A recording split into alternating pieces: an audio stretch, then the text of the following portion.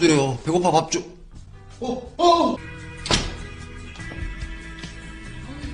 서지윤? 너무 반갑다. Apa kabar lor? Itu tadi adalah beberapa cuplikan film My Friend's Nice Mother. Film yang dirilis pada tahun 2017 ini menceritakan sebuah tetangga yang baik hati yang suka memberi makanan satu sama lain.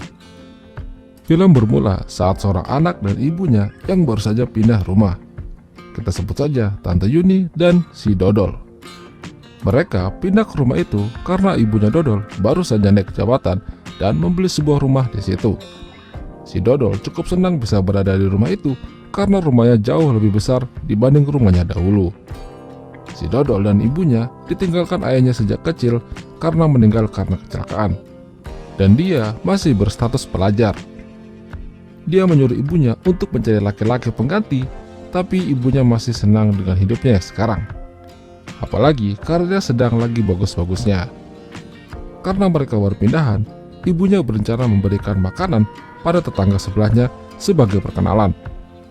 Saat tiba di depan rumah tetangganya, dia memencet bel pintu, lalu seseorang menyuruhnya untuk langsung masuk saja. Tante Yuni pun masuk, dan dia melihat pemilik rumah itu habis mandi dan melihat burungnya gundal-gandul. Si pemilik rumah itu malu dan langsung pergi ganti baju. Kita sebut saja dia Dodi. Dodi mengira kalau yang datang itu adalah ibunya yang baru pulang kerja. Tante Yuni meminta maaf kalau dia tidak sopan main masuk rumah orang saja. Dia memberikan makanan itu kepada Dodi dan keluar dari rumahnya. Pas kembali ke rumah, dia melihat si Dodol sudah bersiap untuk jalan. Dia mengatakan kalau dia mau pergi ke rumah temannya karena sedang ngadain pesta makan-makan. Ibunya meminta Dodol untuk tidak pulang larut malam dan menelponnya. Sementara si Dodi menikmati kue pemberian Tante Yuni sambil nonton channelnya Mas Tung. Lalu tiba-tiba ibunya datang yang tampak kecapean. Kita sebut saja dia Tante Yuna. Dia bertanya pada anaknya dari mana dia mendapatkan kue itu. Si Dodi bilang kalau tetangga baru yang memberikannya. Ibunya baru tahu kalau dia sudah memiliki tetangga baru. Dodi dan ibunya sangat akrab sekali seperti seorang sahabat. Dia menyuruh ibunya untuk tidak terlalu sering pulang malam. Ibunya bilang kalau dia sering pulang malam karena pekerjaannya yang membuat dirinya lembur. Ibunya hanya berpesan padanya kalau dia harus rajin belajar demi masa depannya nanti.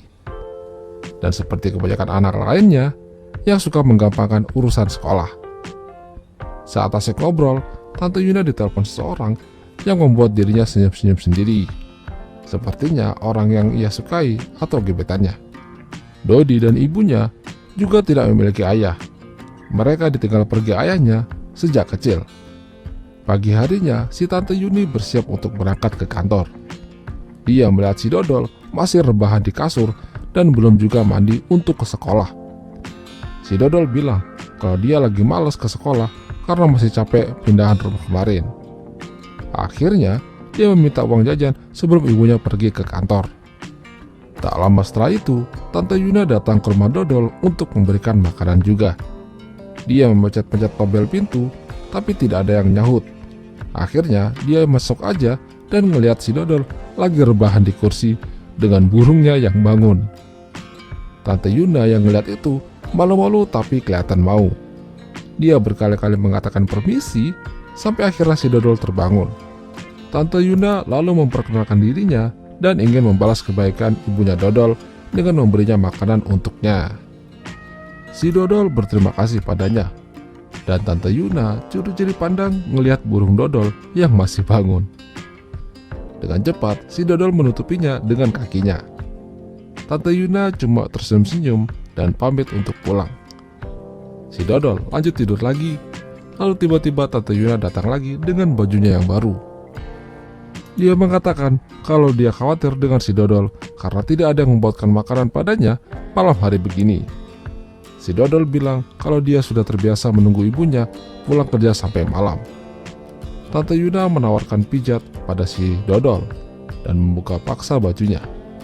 Saat dibuka, Tante Yuna malah ngajak main kuda-kudaan dan akhirnya permantapan pun terjadi. Setelah selesai, si Dodol terbangun dan ternyata dia telah mimpi basah. Bersamaan dengan ibunya yang baru pulang kerja dan melihat celana dodol yang sudah basah. Ibunya marah-marah kalau si dodol ngompol saat tidur. Tapi si dodol bilang kalau dia tidak ngompol. Namun ibunya tetap tidak percaya dan tetap ngomel-ngomel. Sementara itu, si Dodi ditelepon ibunya kalau dia akan pulang larut malam lagi. Bahkan bisa besok pagi karena lembur. Padahal ibunya sedang mantap-mantap dengan om-om. Karena tidak pulang, akhirnya si Dodi memutuskan untuk masak mie buat ganjal perut. Di rumah dodol, Tante Yuni mencoba minuman yang diberikan tetangga sebelahnya.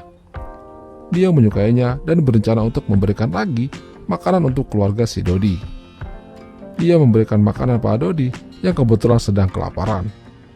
Dodi sangat berterima kasih pada Tante Yuni karena sudah mengantarkan makanan pada malam hari.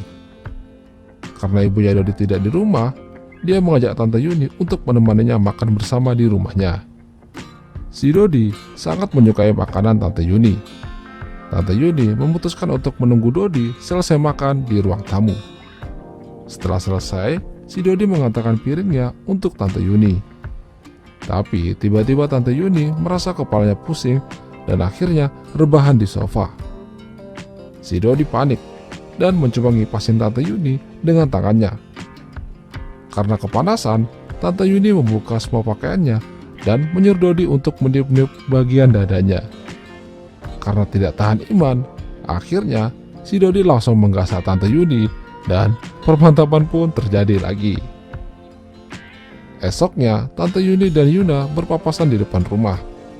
Mereka berdua tampak tidak asing, dan ternyata mereka berdua ini dulunya adalah teman satu kelas saat masih SMA dulu. Mereka baru sadar kalau mereka tetanggaan. Akhirnya, mereka masuk ke dalam dan bercerita tentang masa-masa susah mereka semenjak ditinggal oleh suami mereka.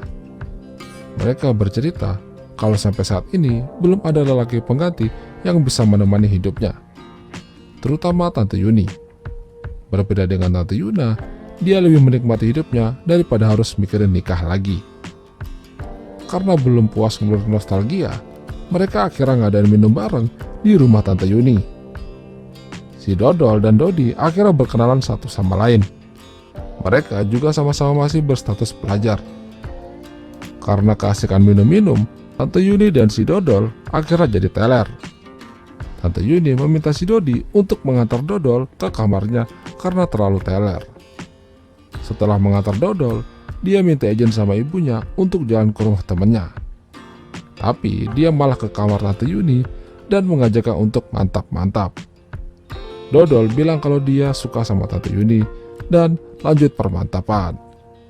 Sementara Tante Yuna masuk ke kamar Dodol yang sedang tidur. Awalnya dia cuma mau selimutin si Dodol. Tapi tidak sengaja tangannya mengenai burung Dodol yang membuatnya berubah pikiran. Dia membuka jaketnya dan mencoba memakan burung Dodol.